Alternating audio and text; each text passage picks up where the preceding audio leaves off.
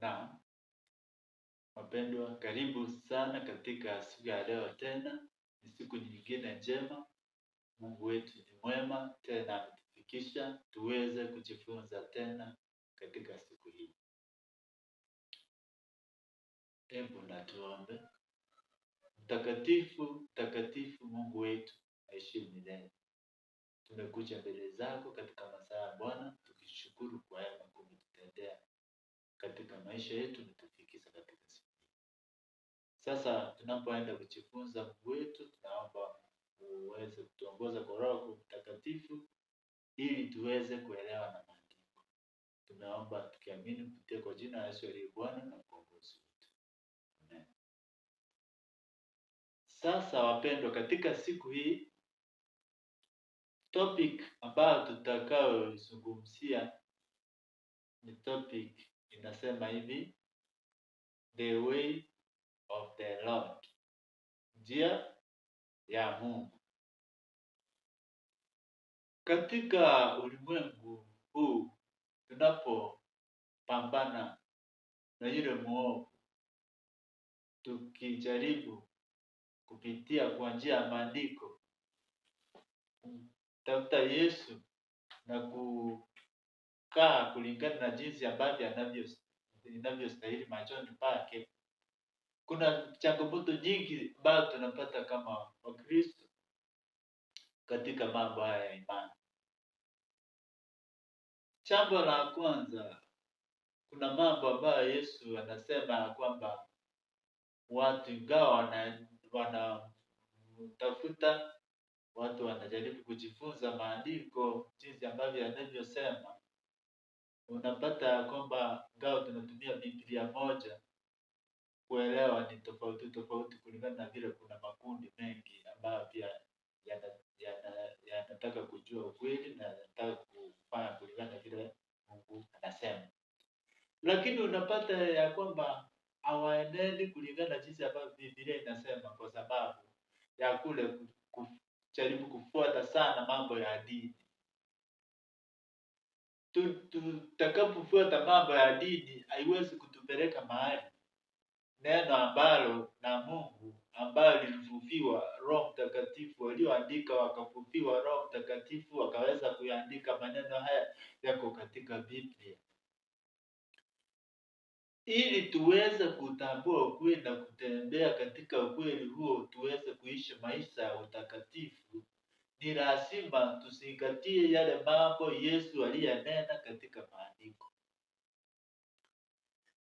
Sasa unaposoma katika kitabu cha Marko 7:6-7 inasema hivi: hawa watu huniheshimu kwa midomo, watu ambao wanaochanganya ukweli na mambo ya traditions kulingana na dini zao.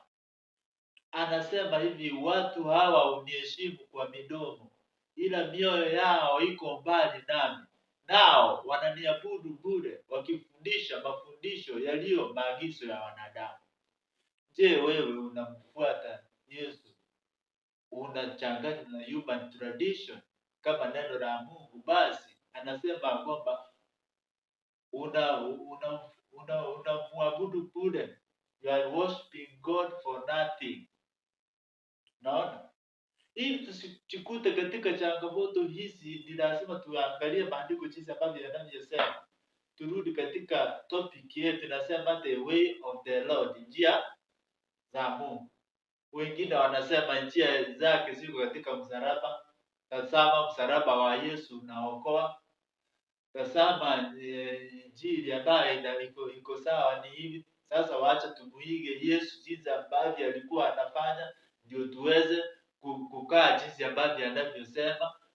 No, sio hivyo.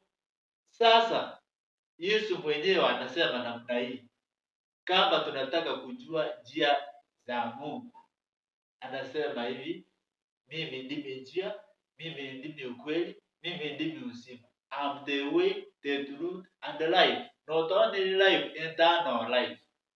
So Jesus Christ is the only way to the Father. Kama tunataka kujua njia za kutuelekeza kwa Mungu, basi tumtazame Kristo. Ni nini anasema? kupitia kwa maandiko. Psalm 77 verses 13 inasema mambo mazuri pale. Inasema hivi: njia zako Mungu si katika patakatifu pako. Njia za Mungu si katika patakatifu pa Mungu. The way, oh Lord, is in the sanctuary, who is the greater God as our God. Kwa hivyo njia za Mungu si katika utakatifu. Sio utakatifu tu, bali huu utakatifu unapatikana kwa nani? Utakatifu huo unapatikana kwa nani? Kwanza uelewe hivi, utakatifu ni nini? Utakatifu, kama unataka kuelewa utakatifu ni nini, maana inasema ya kwamba njia zako Mungu si katika utakatifu, basi utakatifu unapatikana kwa Baba na Mwana. The Father and Son are holy. If you want to be a religious person, unataka kuwa mtu ambaye ni mtakatifu, ni lazima ukuwe na upate utakatifu kutoka kwa Mungu na mtoto wake. To prove from the scriptures, Revelation 21:22 inasema hivi: and I saw no temple therein, for the Lord God Almighty and the Lamb are the temple. Huyu niona anaonyeshwa, akajaribu angalie ili aone at least kama kuna structure huko mbinguni, aangalie kabisa, aone kama Mungu akiwa ameketi na mwanae ameketi katika mkono wa kulia wa baba yake. Sasa anasema hivi, katika mji huo si kuliona hekalu, bali hekalu ilikuwa ni Mungu pamoja na mwana kondoo. Mwana kondoo wa Mungu ni nani? Jesus Christ. Yeye ndiye kondoo wa Mungu. Yohana alipomuona akasema, tazama mwana kondoo wa Mungu aondoaye dhambi za ulimwengu wote. Wakati alipokuwa Yohana anabatiza pale mtoni. Naona Jesus Christ is the Lamb of God that takes away sins of mankind. No? Na yeye ndiye njia ya pekee ya kutufikisha kwa nani? Kwa baba yake. Sasa kwa nini the Father and Son ndio the sanctuary? Kwa the sanctuary, temple, tabernacle, hiyo majina yote inamaanisha kitu kimoja. Ushike namna hiyo. Why the Father and Son ndio sanctuary? That they are one. The Father and Son are one. One in spirit, one in mind, and one in character. Naona? Now, John 10:30 inasema namna hii: I and my Father are one. Mimi na Baba tu mmoja. So, kwa hivyo Mungu Baba na mtoto wake, Mungu Baba na mtoto wake ndiye hekalu na ni mmoja. Yeye Yesu anataka nasi tuwe namna gani? Soma kitabu cha John 17 verse 11. Utasikia hapo ukisoma kuanzia, ukianza kurudi nyuma uanzie 17 verse 1 uendelee mpaka kuendelea mbele, utaona Yesu akiwaombea wanafunzi wake wakati anajiandaa kuondoka. Lakini sasa nataka tuangalie 11 hapo, anasema nini? Anasema, Baba, nataka wale ulionipa wawe mmoja, jinsi mimi na wewe tulivyo mmoja. So the Father and Son is the heavenly sanctuary, and the earthly sanctuary is the human temple. Wewe na mimi ndio the earthly sanctuary. Naona? Jina lingine la sanctuary ni temple. Naona?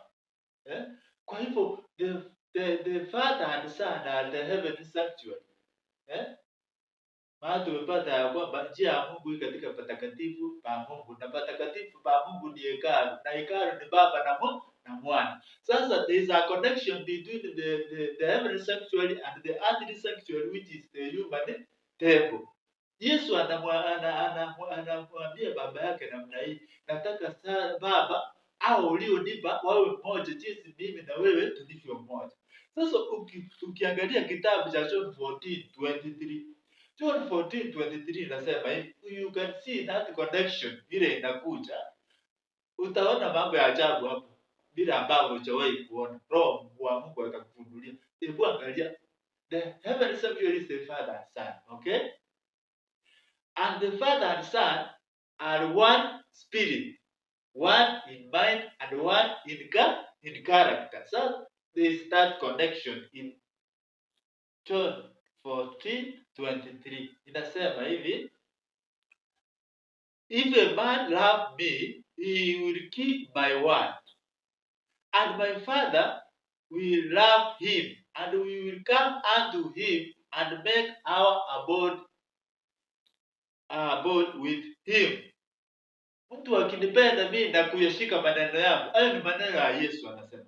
Mtu akinipenda mimi na kuyashika maneno yangu, Baba yangu atampenda mimi na Baba. Mimi na Baba tutakuja, tuingie ndani yake, tufanye makao yetu ndani yake. Sasa yeye na Baba wanakuja wanakaa ndani yako in spirit. Wanakaa ndani yako, wanafanya makao yao ndani yako. So since the Father and Son are holy, sasa matendo ya utakatifu yataanza kuonekana ndani yako. That's the fruits of the Holy Spirit. Itaanza kuonekana ndani yako, matendo yako. So your character ina change. When your character changes, then you become a holy person like the Father and Son. Umefanyika kuwa mmoja pamoja na Baba na Mwana. Ndio sababu nasoma maandiko inasema kwamba jina Emmanuel inamaanisha God with us. Mungu pamoja na wanadamu. Mungu fanya kikao pamoja na wanadamu. So wakati sasa imekuwa namna hiyo, ili tuweze kuconfirm kama iko hivyo, kienda katika kitabu ya Waefeso in Ephesians 4 uanzie Ephesians 4 verse 1 to 4. Inasema hivi, mwili mmoja, roho moja, imani moja, everything becomes one. We are one in Christ. Katika hizo vitu zote zinapata ubatizo, inakuja inakuwa mmoja, mwili mmoja, ubatizo mmoja,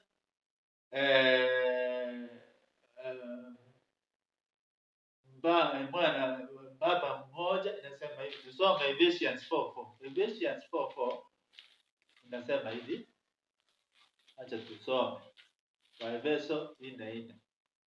Waefeso 4:4 inasema hivi, Ephesians 4:4. Ephesians 4:4. Waefeso 4:4. Tusiongee mambo yetu.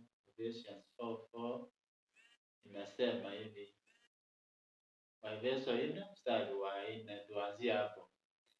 There is one body and one spirit, even as you are called in one hope of your calling, one Lord, one faith, one baptism, one God, Father of all, who is above all and through all and in you all.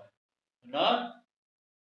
Sasa ikiwa namna hiyo, basi huwezi kuanza kutangatanga huku na huku ukitafuta ya kwamba ni jinsi gani utampata Yesu, kwa sababu wanakaa ndani yako. In fact, Jesus Christ ako karibu nasi kuliko vile alivyokuwa na mitume akiwa katika mwili hapa duniani.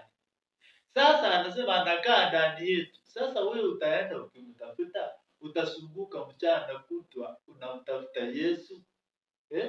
Where are you looking? Why are you? Kwa nini unajisumbua? Why can't you read your Bible with open mind? Muulize Mungu akufungulie ili uweze kuelewa na maandiko. Ndio Yesu alipokuwa anaangalia wanafunzi wake, anajaribu kuongea na hawakuwa wanaelewa, ikabidi ya kwamba lazima waombe ili wafunguliwe akili zao ili waweze kuelewa na maandiko. Unaposoma katika kitabu cha Wakorintho wa kwanza 1 mstari wa 30 nasema hivi, but of him are ye in Christ Jesus, who of God is made unto us wisdom, righteousness, sanctification, and redemption. But of him ye in Christ Jesus, who God is made unto us, kitu cha kwanza, wisdom, righteousness, sanctification and redemption. Amefanywa akawa hekima, akawa utakatifu kwetu, akawa utakazo kwetu, na akawa yeye ndiyo uokovu. Yeye ndiyo mwokovu, anatupa uokovu. Tunapata uokovu kupitia kwa Kristo Yesu. Uokovu, wapendwa, huko katika msalaba. Uokovu huko katika Yesu. Yes, we know that Jesus Christ died. Tunajua kwamba Yesu alikufa. Kitabu cha Wakorinto ni wa kwanza mstari wa Wakorinto wa kwanza 15 mstari wa 3. Wakorinto wa kwanza 15 mstari wa 3 inasema hivi. Sasa nisome kwa lugha ya Kiswahili.